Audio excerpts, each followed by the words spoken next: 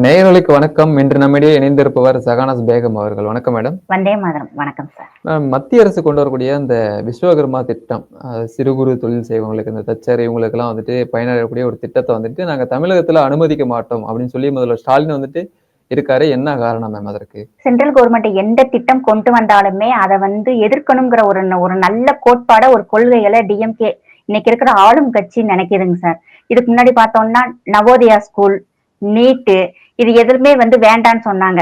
Mudra loan வரும்போது இது வந்தா மற்ற தொழில்கள் எல்லாம் நலிவடைஞ்சிரும், வேணாம் அப்படின்னு சொன்னாங்க. ஆனா இந்தியாவிலேயே அதிகமான முத்ரா லோன் வாங்கினது நம்ம தமிழ்நாடு தாங்க சார்.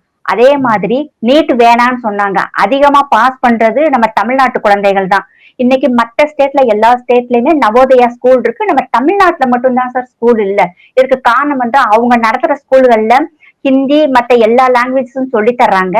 இங்க நவோதயா ஸ்கூல்ஸ் வந்துருச்சுன்னா பிள்ளையா படிச்சிருவாங்க, நிறைய விஷயங்களை தெரிஞ்சுக்குருவாங்க அப்படின்னு சொல்லி அந்த ஒரே ஒரு காரணத்துக்காக நவோதயா ஸ்கூல் தமிழ்நாட்டுல மட்டும்தான் சார். மற்ற எல்லா ஸ்டேட்லயுமே கொண்டு வந்துட்டாங்க.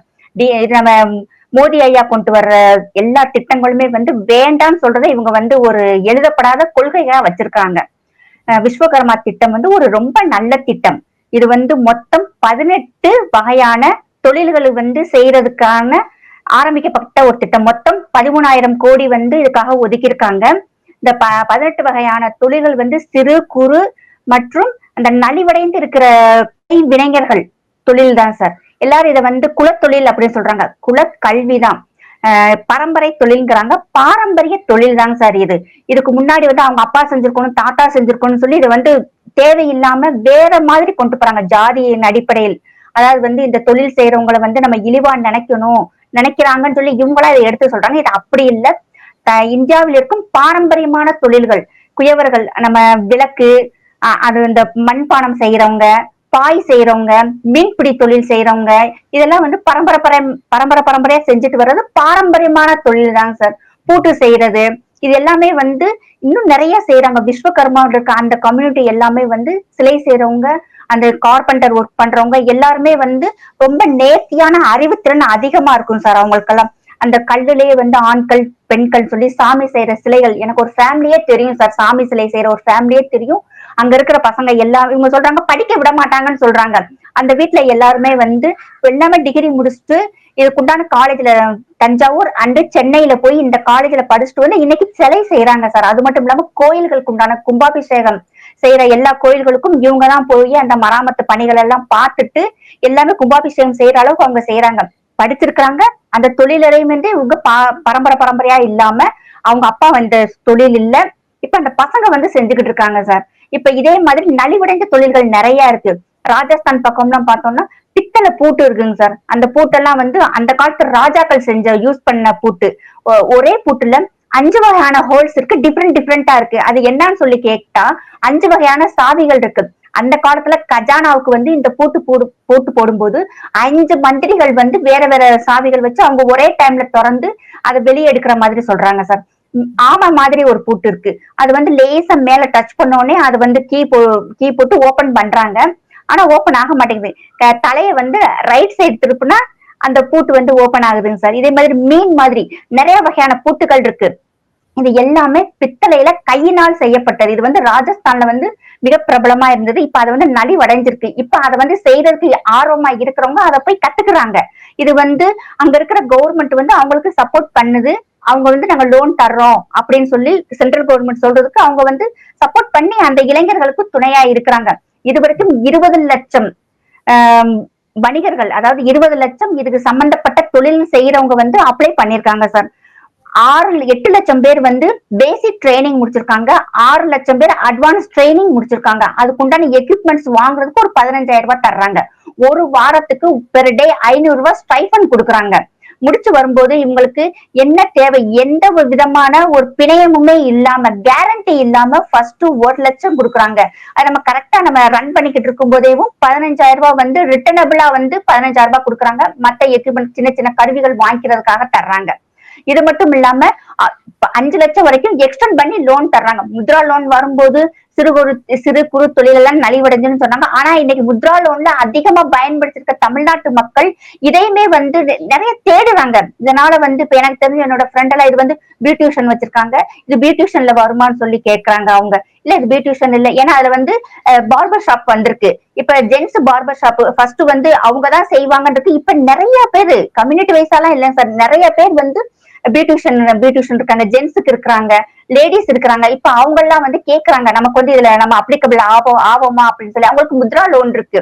பார்பர் ஷாப் வைக்கிறவங்க யார் வேணாலும் புதுசா தொழில் தொடங்கலாம். இப்ப நானே தொழில், எனக்கு வந்து டெய்லரிங் தெரியும், நான் ட்ரெஸ் மேக்கிங் பண்ணுவேன். இப்ப நான் போய் ட்ரைனிங் போனா எனக்குமே அட்வான்ஸ் ட்ரைனிங் கொடுக்க ரெடியா இருக்கிறாங்க சார். அப்ப எனக்குமே லோன் கிடைக்கும், எந்த விதமான கேரண்டியுமே இல்லாம. இது நல்ல திட்டம். மக்கள் வந்து நிறைய விஷயங்களை வந்து தெரிஞ்சுக்கிடுவாங்கன்னு சொல்லி வேணாம்னு சொல்லி இவர் தடுக்கிறாங்க சார். இப்ப அகல் விளக்குகள் இருக்கு, நம்ம சைடு வந்து அவ்வளவா அகல் விளக்குகள் வந்து வியாபாரம் வந்து கம்மியா இருக்கு. இதே இது வந்து உத்தரப்பிரதேசல தீபாவளி அன்னைக்கு நம்ம இந்த சைடு வேட்டு அதிகமா போடுற மாதிரி அங்க வந்து விளக்குகள் தான் சார் அதிகமா ஏத்துறாங்க. ஒரே நாள்ல 2 லட்சம் விளக்குகள் ஏத்துனாங்க சார். அங்க ராமர் கோயிலுக்கு வெளியே ஒரு அவுட் சைடு ஒரு பிளேஸ் இருக்கு, இதுக்குன்னே உருவாக்கி 2 லட்சம் விளக்குகள் வந்து அவங்க தீபாவளி கொண்டாடுறாங்க. இந்த 2 லட்சம் விளக்குகளுக்கு அவங்களுடைய அந்த செய்யறவங்களுடைய எக்கானமி கூடுது. இந்த விளக்குகள் வந்து ரீயூஸ் பண்றாங்க, வேஸ்ட் பண்ணாம அதை வந்து ரீகண்டென்ட் என்ன பண்ணலாம்னு சொல்லி யோசிக்கிறாங்க. இப்ப என்ன வியாபாரம் ஆகுது? திரை வியாபாரம் ஆகுது. திரை வரும்போது நமக்கு பஞ்சு வியாபாரம் ஆகுதுங்க சார். இப்படி அதை தொட்டு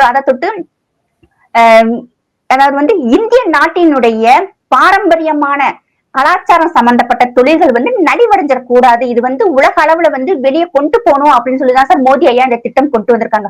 ஒடிசாவுல வந்து சபல்பூர் சாரின்னு இருக்கு, மொத்தமே 5 டிஸ்ட்ரிக்ட்ல தான் சார் செய்யறாங்க. அந்த சாரி ஒரு சாரி செய்யறதுக்கு 6 மாசம் டைம் எடுக்கிறாங்க சார். எல்லாமே வந்து நேச்சுரல் கலர், நேச்சுரல் டையிங் பண்றாங்க, ஃபுல்லாவே ஹேண்ட் கிராஃப்ட் பண்றாங்க. இப்ப அவங்க எல்லாம் என்ன சொல்றாங்கன்னா, இப்ப இந்த தொழிலுக்கு வந்து அட்வான்ஸா ட்ரைனிங் கொடுத்தாங்கன்னா அவங்க போய் நாங்க கத்துக்கிட்டு வந்து ஒரு சாரி செய்யறதுக்கு 6 மாசம் செய்யும் போது அந்த எக்யூப்மெண்ட்ஸ் எல்லாம் இவங்களுக்கு கிடைக்கும் போது ஒரு 2 மந்த்ஸ்லயே நிறைய செஞ்சு இதை இன்னும் வந்து நாங்க எக்ஸ்போர்ட் பண்ணுவோங்கிறாங்க. இந்த சாரீஸ் வந்து நம்ம நாட்டுக்கு விருந்தாளிகளா வர்றவங்களுக்கு அதை கிஃப்டா கொடுக்குறாங்க சார். நம்ம மோடி ஐயா வெளிநாடுகளுக்கு போகும்போது இந்த சாரியை கொண்டு போய் கிஃப்ட் கொடுக்குறாங்க. இது மட்டும் இல்லாம இதே ஒடிசாவுல வந்து ஒரு பழங்குடி கம்யூனிட்டி இருக்காங்க சார். அங்க மொத்தம் 1800 பெண்கள் மட்டும் இருக்காங்க, அந்த குறிப்பிட்ட இன பெண்கள். அவங்க வந்து ஒரு ஷால் செய்யறாங்க சார். அந்த ஷால் எல்லாமே பார்த்தோம்னா கியூப் வடியில, அதாவது கியூப் மாதிரி டிசைன் எல்லாமே கையில செய்யறாங்க, நேச்சுரல் கலர் கொடுத்து செய்யறாங்க சார். இது வந்து நம்ம நாட்டுக்கு வர்றவங்களுக்கு வந்து கிஃப்டா கொடுக்குறாங்க. இது வந்து ரொம்ப ரேரு. ஒரு ஷால் செய்யறதுக்கே வந்து கிட்டத்தட்ட வந்து 3 மாசம் ஆகும். ஒரு சின்ன ஷால் அது செய்யறதுக்கு 3 மாசம் ஆகும்னு சொல்றாங்க சார். இப்ப அவங்களுக்கு ட்ரைனிங் கொடுக்கும் போது இன்னும் நிறைய வந்து அவங்க செய்வாங்க. வெளிநாடுகளுக்கும் இது ஏற்றுமதி ஆகுறதாக ஏற்றுமதி பண்ணுவாங்க. செப்பல் தொழில் செய்யறவங்க செப்பல் தான் தைக்கணுமான்னு சொல்லி கேக்குறாங்க. அப்படி இல்லைங்க சார். இப்ப மகாராஷ்டிராவில வந்து ஒரு ஊரு, அந்த ஊர்ல செப்பல் மட்டும் தான் தயாரிக்கிறாங்க. அது வந்து இந்தியாவிலே வந்து அதிகமான லெதர் எக்கானமி கொடுக்கிற ஒரு ஸ்டேட்டா மாறி இருக்கு. கிட்டத்தட்ட வந்து அது மட்டுமே வந்து மொத்தம் 65% அந்த லெதர்ல மட்டும் இவங்க இன்கம் எடுக்கிறாங்கன்னு சொல்றாங்க சார். அந்த செப்பல் வந்து எல்லாமே கையில தான் செய்யறாங்க சார். நடக்கும் போதே உள்ள வந்து சின்ன சின்ன பாசிகள், சின்ன சின்ன மணிகள், சின்ன சின்ன முத்துக்கள் வச்சிருக்காங்க. அது எதுக்குன்னா இந்த காடுகளுக்குள்ள போகும்போது நடக்கும்போது அந்த சவுண்டு கேட்டு மற்ற விலங்கினங்கள் வந்து ஒதுங்கிக்கிறோமா, அது எல்லாமே கையிலேயே செய்யறாங்க சார். இப்ப அந்த இன மக்கள் என்ன சொல்றாங்கன்னா, இப்ப எங்களுக்கு லோன் கிடைக்கும்போது இன்னும் வந்து நாங்க எக்ஸ்டெண்ட் பண்ணுவோம் அப்படின்னு சொல்றாங்க. உத்தரப்பிரதேசம் லக்னோல போன் கார்விங் சம்பந்தப்பட்ட தொழில் ஒருத்தவங்க செய்யறாங்க, இஸ்லாமியர் தான் அவரு. அவங்க என்ன செய்யறாங்கன்னா வேஸ்டான போன்ஸ் அதெல்லாம் எடுத்து அதை வந்து கிளீன் பண்ணி கையிலேயே செய்யறாங்க சார். செஞ்சு அதை வந்து ஹோல் மிஷின்லயே ஓட்ட போட்டு அவ்வளவு எக்யூப்மெண்ட்ஸ் வச்சிருக்காங்க சார். ஃபுல்லாவே இரும்புல எல்லாமே கையில தான் செய்யறாங்க. மொத்தமே வந்து அந்த ஊர்லயே வந்து இந்தியாவிலே வெறும் 5 பேர் தான் இப்போதைக்கு மிஞ்சி இருக்கிறாங்களா சார் அந்த தொழில் செய்யறதுக்கு. இப்ப இந்த விஷயம் கேள்விப்பட்டு அவங்க என்ன சொல்றாங்கன்னா, வேற யாராவது வந்தா நான் ட்ரைனிங் தரேன்னு அவர் சொல்றாரு. இது வந்து மிகப்பெரிய விஷயமா பாக்குறாங்க. இதை கேள்விப்பட்டு அந்த ஊர்ல இருக்கிறவங்க 3 பேர் வந்து அவருக்கு ட்ரைனிங் எடுக்கிறாங்க சார். இதே போர்ட் கார்விங்ல ஒருத்தர் வந்து பெயிண்டிங் பண்றாரு, இந்தியாவில அவர் ஒருத்தர் தான் இருக்காராங்க சார். அவரும் சொல்றாரு, தனக்கு அடுத்து யாருமே இல்ல, தன்னுடைய பேரன் வந்து இதுல இன்ட்ரெஸ்டடா இருக்கிறதுனால என் பேரனுக்கு வந்து நான் இந்த தொழிலை வந்து நான் கத்து கொடுக்குற ஆர்வமா இருக்கேன், வேற யாரு வந்து நான் சொல்லித்தர ரெடியா இருக்கிறேன்னு சொல்றாங்க சார். இப்ப இந்த தொழில்கள் எல்லாம் வந்து குலத்தொழில் அப்படின்னு சொல்றாங்க. இது வந்து பாரம்பரியமா இந்தியாவுடைய பாரம்பரிய கலாச்சாரமா வர்ற தொழில்களை அடுத்து சொல்லி கொடுக்குற ஆள் ரெடியா இருக்கிறாங்க சார். நிறைய தொழில்களுக்கு வந்து ஃபார்முலா எதுவுமே இல்லை. இதே வந்து உத்தரப்பிரதேசத்துல பெர்ஃபியூம் வந்து ரெடி பண்றாங்க. இது ரெடி பண்றதுக்கு கிட்டத்தட்ட வந்து ஒரு 3 மாசம் டைம் எடுக்கிறாங்க சார். ரோஸ் அண்ட் முல்தானி மெட்டி, மருதாணி, ஜாஸ்மின் என்ன ஒவ்வொரு வகையான பூக்கள் எல்லாம் வந்து தனித்தனியா போட்டு அதை பாயிலிங் பண்ணி அதை ஃபுல்லா தண்ணியை வெளியேற்றிட்டு அதுல ஒரு விதமான ஆயில் இருக்கு. அந்த ஆயில் பார்த்தோம்னா இந்த ஆயில் சேர்க்கறதுக்கு முதல்லயே வந்து அந்த மண் கலவை வந்து சூடு பண்ணி அந்த விளக்குகள் இருக்குல்லங்க சார், அதை கொஞ்சம் கொஞ்சம் ஹைட்டா பண்றாங்க. அவ்வளவுதான். அதை அந்த ஹீட் பண்ணதை இதுக்குள்ள போடுறாங்க சார். இது எப்படின்னா மழை வர்ற வாடை வாசம் இருக்கு இல்லையா, அந்த வாசம் சொல்றாங்க. ஒவ்வொன்றுக்கு ரோஸ் இது 1 லிட்டர் மட்டுமே 18 லட்சம் ரூபாயாங்க சார். 1 லிட்டர் பெர்ஃபியூமோட ரேட்டு 18 லட்சம். இது வந்து இந்த ஒரு ஸ்டேட்ல மட்டுமே வந்து அந்த ஒரு ஊர்ல மொத்தம் 5 குடும்பங்கள் இது பாரம்பரியமா செஞ்சுக்கிட்டு இருக்காங்க. இதனுடைய மொத்தம் வந்து இந்தியாவுல வந்து 4000 கோடி இதனோட எக்கானமி வருது. இந்த 5 குடும்பங்கள் மட்டுமே வந்து 1500 கோடி ரூபாய் இந்தியாவுக்கு வருமானம் கொடுக்குறாங்களாம் சார். இப்ப இதை பார்த்துட்டு அங்க வந்து ஒரு ட்ரைனிங் கொடுக்குற ஒரு சென்டர் ஒண்ணு ஆரம்பிச்சிருக்காங்க. வருஷத்துக்கு 1500ல இருந்து 2000 பசங்க அங்க போய் படிக்கிறாங்க. வெளிநாட்டுல இருந்து இப்ப 3 பேர் வந்து இந்த ட்ரைனிங் எடுத்துக்கிட்டு இருக்காங்களா சார். இது வந்து ஒரு ஷார்ட் டேர்ம் கோர்ஸ் மாதிரி 3 to 6 months கொடுக்குறாங்க. அதுக்கு சர்டிபிகேட்டும் கொடுக்குறாங்க. பேங்க்ல லோன் அப்ளை பண்றதுக்கு உண்டான எல்லா ஃபெசிலிட்டிஸுமே அந்த சென்டர் வந்து ரெடி பண்ணி கொடுக்குறாங்க சார். இதுதான் வந்து ஒரு வளர்ச்சியான இந்தியாவுக்கு வந்து மேம்படுத்தி கொண்டு போகும், ஒரு எக்கானமியா குரோத் பண்ணும் சார். என்ன திட்டம் கொண்டு வந்தாலுமே எதிர்க்கவே கூடாது. இதுல நல்லது இருக்கா கெட்டது இருக்கான்னு பாக்கணும். இவங்க குலத்தொழில் அப்படின்னே கொண்டு வர்றாங்க. எதுவுமே வந்து குலத்தொழில்னு இல்லைங்க சார், பாரம்பரியமா செஞ்சுட்டு வராங்க. இப்ப நகைக்கடைக்காரங்க வச்சிருந்தாங்க, வந்து ஒரு சர்டன் பீப்புள் தான் நகைக்கடை வச்சிருந்தாங்க. இப்ப ஹிந்து, முஸ்லீம், கிறிஸ்டின்ஸ் எல்லாருமே நகைக்கடை வைக்கிறாங்க இல்லைங்க சார். அப்ப இது எப்படி வந்து பரம்பரை தொழில், பாரம்பரியமான தொழில இவங்க பரம்பரை தொழில் சொல்லி மட்டம் தட்டி மக்களை எல்லாமே கன்ஃபியூஸ் பண்றாங்க. விஸ்வகர்மா திட்டம் ரொம்ப நல்ல திட்டம். மக்களுக்கு இதே மாதிரி அக்னி பாத் வீரரை இவங்க எதிர்த்தாங்க சார். இது எல்லாமே வந்து தவறான விஷயம். மக்களுக்கு வந்து நிறைய திட்டங்கள் நல்ல திட்டங்களா இருக்கு. இது இப்ப நிறைய பேர் வந்து வெயிட்டிங்ல இருக்காங்க சார். தமிழ்நாட்டிலே வந்து இந்த அப்ளை பண்றதுக்கு வெயிட்டிங்ல இருக்கிறாங்க. ஆனா நம்ம கவர்மெண்ட் வந்து இது வேண்டாம்னு சொல்லி அப்போஸ் பண்றாங்க. இது மட்டும் 18 வயசுக்கு ஆயிட்டாலும் இந்த ட்ரைனிங் கொடுக்குறாங்க சார். ஆனா மோடி இவர் போய் ஸ்டாலின் என்ன கேட்டிருக்காங்க, 35 வயசுக்கு மேல நீங்க கொடுங்க அப்படிங்கிறாங்க. 35 வயசுக்கு மேல போய் எப்படி சார் ஒருத்தவங்க ட்ரைனிங் எடுத்து ஒரு பிசினஸ் பண்ண முடியும்? 18 வயசுக்கு மேல ஒரு +2 முடிச்சுட்டு வர்றாங்க. அப்படியே அவங்க ஒரு தொழிலை கத்துக்கிறாங்க. இது வந்து பார்ட் டைமா கூட செய்யறாங்களா சார். இப்ப அவங்க அப்பா அம்மா அந்த பிசினஸ் பண்ணும்போது அந்த பையனுமே அதுல கலந்துக்குருவாரு, அந்த பொண்ணு கலந்துக்குருவாங்க. இப்ப பெண்கள் எல்லாமே நிறைய தொழில் முனைவோரா வர்றாங்க. அவங்களுமே அந்த தொழிலை கத்துக்குருவாங்க. ஃபேஷன் டிசைனிங் பண்றாங்க, ஆரி ஒர்க் நிறைய பண்றாங்க. அதெல்லாம் வந்து இப்ப இன்ட்ரெஸ்டடா முதல்ல வந்து சர்டன் பீப்புள் தான் டெய்லர்ஸா இருந்தாங்க. இப்ப டெய்லரிங் மாதிரி ஒரு நல்ல பிசினஸ் எதுவுமே இல்லைங்க சார். என்னை கேட்டா அது விட டைம் தான் சார் காசு. இப்ப நிறைய இப்ப யூடியூப்ஸ்ல நிறைய நம்மளே பாக்குறோம். இப்ப இந்த இது வந்து இப்ப வேணான்னு சொல்றாங்க. டெய்லர்ஸ் எல்லாம் பார்த்தோம்னா இப்ப நிறைய ரெடியா இருக்கிறாங்க. நம்ம எப்படி அப்ளை பண்ணணும், நம்ம எப்படி வந்து இதுல வந்து ட்ரைனிங் எடுக்கிறதுக்கு ரெடியா இருக்காங்க சார். இப்ப சென்ட்ரல் கவர்மெண்ட் வந்து ஒரு சர்டிபிகேட் கொடுக்குதுன்னா அதுக்குன்னு ஒரு வேல்யூ இருக்கதாங்க சார் செய்யுது. நம்ம தனியா போய் படிச்சு ஒரு சர்டிபிகேட் வாங்குறதுக்கும் இப்ப சென்ட்ரல் கவர்மெண்ட் மூலமா ஒரு சர்டிபிகேட் வாங்குறதுக்கும் நல்ல வேல்யூ இருக்கு. அந்த சர்டிபிகேட்காக நம்ம போகணும்னு சொல்லி ரெடியா இருக்கிறாங்க. முதல்வர் ஐயா வந்து இதை கொஞ்சம் கவனத்துல எடுத்துக்கிட்டு மக்கள் வந்து படிச்சு முன்னேறணும்னு நினைக்கணும். இவங்க வந்து தனக்கு என்ன வந்து லாபம் கிடைக்குன்னு பாக்குறாங்க. என்ன பார்த்தா இன்னும் கொஞ்ச நாள் ஆகவும் இவங்க அப்பா பேரவே வச்சு இதை ஒரு திட்டமா கொண்டு வந்துருவாங்க சார்.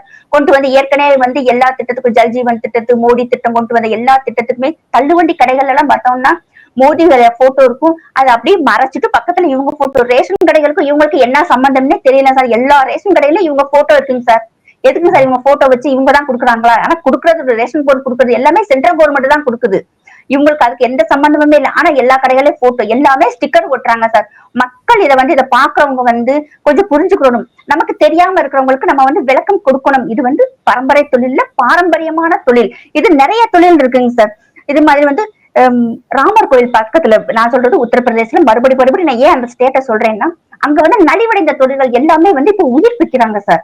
அங்க நிறைய பயனடைகிறாங்க. பார்த்தோம்னா ராமர் கோயில வந்து உடன்லே வந்து ரெடி பண்றாங்க சார். சொன்னா நீங்க நம்ப மாட்டீங்க. இது செய்யறவர் வந்து ஒரு இஸ்லாமியர் சார். கடை வச்சிருக்கிற ஒரு இஸ்லாமியர். ஃபர்ஸ்ட் அவங்க வந்து ரொம்ப டல்லா இருந்துச்சு. இப்ப இந்த புதுசு அந்த கோயில் வந்த பிறகு இந்த கோயிலுடைய மாடலை வந்து இவங்க செய்யறாங்க.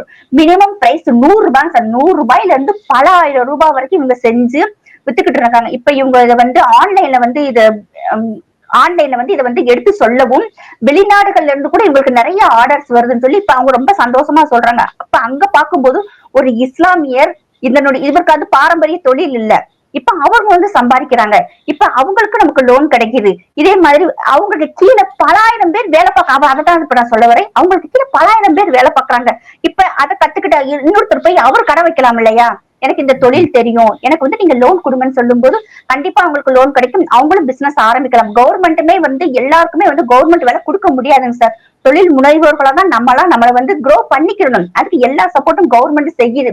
இப்ப இது மட்டும் இல்லாம சாதுக்கள் போடக்கூடிய செப்பல் இருக்குல்ல சார், கட்டையில போடுவாங்கல்ல செப்பல், அது இந்தியாவிலே வந்து உத்தரப்பிரதேசத்துல 2 ஃபேமிலி செய்றாங்க. அந்த 2 ஃபேமிலியுமே வந்து இஸ்லாமிய குடும்பம் சார். அவர் வந்து கையில செஞ்சுக்கிட்டு இருந்தாங்க. அவர் பையன் வெளிநாட்டுல வேலை பார்த்தாரு. இப்ப ராமர் கோயில் ஓபன் பண்ணதுக்கு அப்புறம் நிறைய ஆர்டர்ஸ் வருது. எதுக்குன்னா அங்க ராமர் கோயிலுக்கு போறவங்க வந்து அந்த செப்பல்ஸ வாங்கி அந்த கோயிலுக்கு வந்து காணிக்கையாவும் கொடுக்குறாங்க, தன்னுடைய குழந்தைகளுக்கும் வாங்கிட்டு போறாங்க. நிறைய ஆர்டர் வருதுங்கவும் இப்ப அவரை பார்த்து ஒருத்தர் நீங்க கையில செஞ்சா இது கட்டுப்படி ஆகாது, நீங்க வந்து பேங்க்ல லோன் வாங்கன்னு சொல்லும்போது இவர் பயப்படுறாரு. அவர் சொல்றாரு லோன் வாங்கினா என்னால கட்ட முடியாதுன்னு சொல்லி, உங்களுக்கு இன்கம் வரும் அதை வச்சு நீங்க கட்டுங்கன்னு சொல்லவும் அவன் வெளிநாட்டுல வேலை பார்த்துட்டு இருந்த ஒரு பையன் வந்து இப்ப நம்ம உத்தரப்பிரதேசத்துக்கு வந்துட்டு பேங்க்ல லோன் வாங்கி அது செப்பல் செய்யறதுக்கு உண்டான அந்த மிஷின்ஸ் வாங்கி இப்ப நிறைய செப்பல் செய்யறாங்க சார். அதெல்லாம் பார்க்கும்போது நமக்கு ஆச்சரியமா இருக்கு. அவர் சொன்னாரு எனக்கு அப்புறம் இந்த தொழில் நலிவடைஞ்சிரும் நினைச்சிட்டேன், ஆனா தன்னோட பையன் வந்து இப்ப ரொம்ப ஆர்வமா வேலை பார்க்கறாங்க. கையில செய்யும் போது எல்லாருக்குமே வந்து கொஞ்சம் கஷ்டமா இருக்கும். இதை வந்து ஒரு மிஷினரி மூலமாகவும் ட்ரைனிங் கொடுத்து வரும்போது இன்னும் வந்து என்ன எப்படி இம்ப்ரூவ்மெண்ட் பண்ணலாம் அப்படின்னு சொல்லி அந்த தொழில் விரிவடையும் சார். இந்தியா ஃபுல்லா அந்த செப்பல்ஸ் வாங்குறாங்களா சார். இப்ப அவரே சொன்னாரு இது வந்து உத்தரப்பிரதேசத்துல இன்னைக்கு நடந்துகிட்டு இருக்கிற விஷயம் தான் சார். அதே மாதிரி ஒரு ரோஸ், ராமர் கோயிலுக்கு ரோஸ் கொடுக்கறவரு ஒரு இஸ்லாமிய குடும்பம் தான் சார். அவர் வந்து அந்த தோட்டத்தை தன்னோட குழந்தைய விட பத்திரமா பாத்துக்கிட்டு இருக்காங்க. கோயிலுக்கு கொடுக்குறாங்க, மிச்சத்தை வந்து மார்க்கெட்டுக்கு சேல் பண்றாங்க. அப்ப இதுல அவருக்கு டபுள் இன்கம் வருது. தன்னுடைய ஆத்ம திருப்திக்காகவும் செய்யறாரு, இதுலயும் இன்கம் வருது. அந்த வெளி மார்க்கெட் கொடுக்கும்போது இன்கம் வருது. பூ விக்கிறவங்கன்னு கேவலமா சொல்றது, செப்பல் தைக்கிறவங்க, செப்பல் லெதர்ல தான் சார் இந்தியாவுக்கு நல்ல ஒரு எக்கானமி கூட்டி கொடுத்துருக்கு, நிறைய அதிகமா வருது.